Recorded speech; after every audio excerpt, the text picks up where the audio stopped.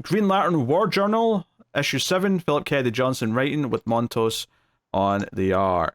And John Stewart is trapped in wherever he's been put by the Revenant Queen. I'm glad that wasn't just me, because I kind of spaced on the end of last issue, he was like taken by her, and we don't really know, what happened there. We just know that he was taken, and this issue is kind of like fleshing out, okay, where is he now? What's going on?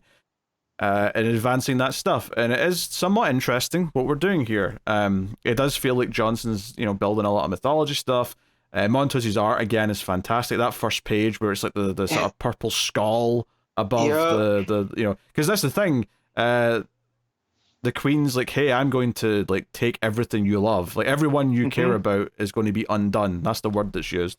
Yeah. So in those first pages of like just John in the darkness, you can just sort of see his face surrounded by shadow. I think that art is phenomenal. It's very creepy. The Monto stuff and the pages after that with the face that comes up, it's John, and he's the face comes out of the darkness. It looks like he's scaling up a wall and stuff. And then when the green light comes through, and it's like it's almost like a lighthouse for him, like a beacon. Yeah. Oh my God, it's so good. Yeah, it's someone's playing with his ring, and he gets it back, and then he tries to fly out, but he can't. Right? He doesn't recognize the space. The ring keeps telling him that the sky, the rocks, the life forms here, none of it's in the Green Lantern database. None of this has ever been seen by a Green Lantern before. So that's freaking him out and frustrating him. And then there's this mysterious character here who starts explaining stuff to him, who keeps calling him the Builder. So I'm assuming this is the old version of someone we've met.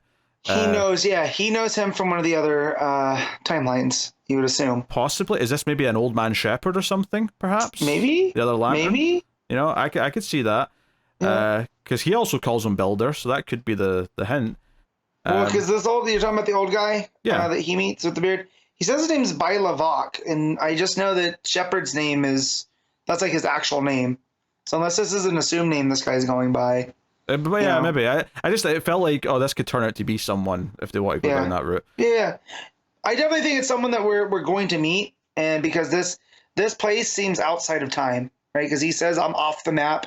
I don't recognize any of the stars, So maybe not outside of time, but outside of regular space. Regular stuff. Yeah. Yeah. Time might still be moving forward. It's hard to tell really, but we also see John's mother is still with the construct of the sister, which they get interrupted by Shepard, John Henry, and Natasha, and they're like, "Hey, we're not sure if it's that healthy that she's being tricked like this the whole time." And the construct is like, look, I'm as much of John Stewart as I am of his sister, and I'm like, this is what's right. This is where she's staying. And they're like, yeah, this isn't good for her. This is like, her conditions, affecting her physically as well as mentally. She needs to like be taken care of. Yeah. So I thought this was interesting because it was kind of like it was almost like trying to intervene what John's done is like an unhealthy thing. And you get why John did this for his mother, but like it's interesting that other characters now reacting to it and having to almost try and debate it, but not with John himself, but with just this thing that he's left by proxy. Yeah, it's almost like it's John's will, right? That this is, he left it in charge, and it's going to take care of Mom no matter what. It's his will, but with missing his intellect or all of these other faculties that would, if you were talking to John, you might be able to convince him why this is a bad idea. You could reason with him, but you can't reason with Ellie, But I like, here, John Henry says, it's affecting her immune system, as well. So like they need doctors, they need to get her under that. And Ellie responds with, reminding her 10 times a day about her abusive husband that left her daughter dead and her son's missing might not be as helpful as you think it is, and it's almost like you can't reason with this because it's almost like a machine where it has its duty and it's going to protect the mom even from people that are trying to help. And, this, like, I don't even know if it's the Revenant Queen specifically or just the force that the Revenant stuff comes from. Yeah. But, like, this being, the purple being, like, flies down and is outside the window. We know that this thing wants to kill everything John cares about. It's really confusing because we have a John and a John Henry, which is why I was really emphasizing John Henry when I was talking about Steel. Yeah, or we could just call him Steel. We could just call him Steel. We could just call him. But he was in a business suit though, so it didn't spring to mind to call him Steel. Yeah. The other thing here though is that Shepard, the Green Lantern, is like, look, I need to go find John Stewart, but I can't do that on my own. I need other Green Lanterns.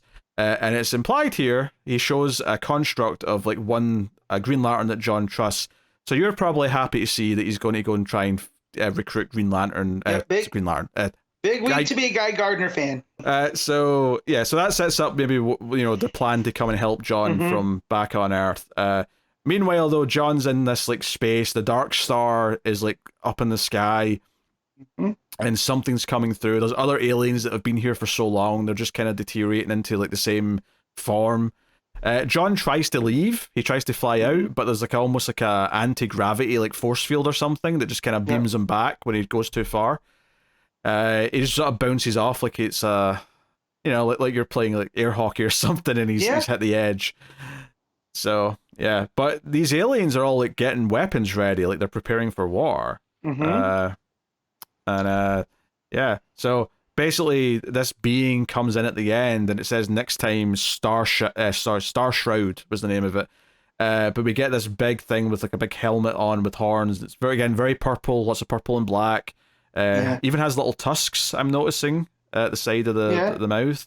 Looks like it's riding some bigger creatures. It looks like a scorpion type thing.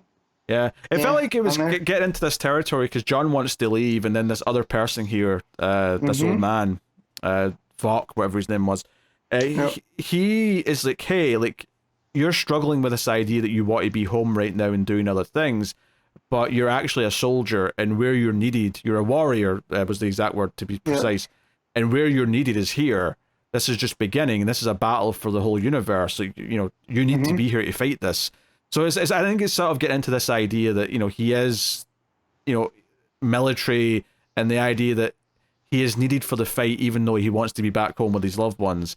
And it's this sense of duty. I don't know like how much he's going to go into talking about that, but I definitely got that at the end here when he's talking about this. It almost feels like this is a battle going on in his mind. Not exactly his mind, but like it's aspects of him that are trying to, because they're. It says what are they, arming up for, and they're like whatever comes through next, right? Well, he came through that too, so it's almost he's almost kind of at war with himself, which would blend in well with thematically. I wouldn't say this is actually in his head though, because we kind of already did that. Remember when he got infected and they had to sort of fight out from within? That was literally kind of inside of him. Whereas I don't think this is right. But I just mean that it just feels like, that's why he can't leave. It's almost a prison of his own mind type deal. But yeah, this thing looks like a gigantic space barbarian. So, we'll see how John reacts, and some of who this Vok guy is. Yeah, some of his allies, this monster that's coming through at the end, have got like sort of squid-like things going on. I don't want to quite call them Cthulhu-looking things, but there's definitely a vibe to it. So...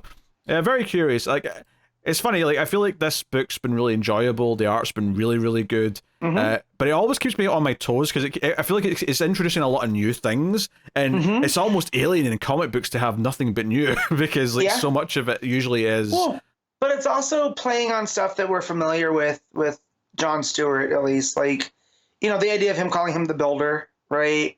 And then the Dark Star iconography.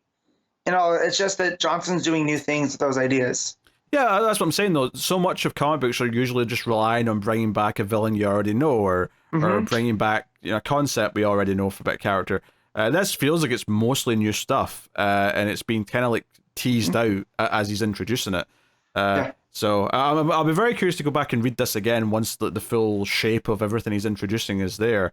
And we're not even barely touching the United Planet stuff and all that, which I know Johnson does want to play with at least a little bit. So, interesting. But obviously, the main Green Lantern book's doing that too. Yeah, so.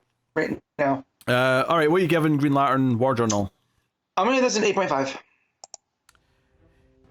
Yeah, I think I agree with that. I sort of dance between that and an 8.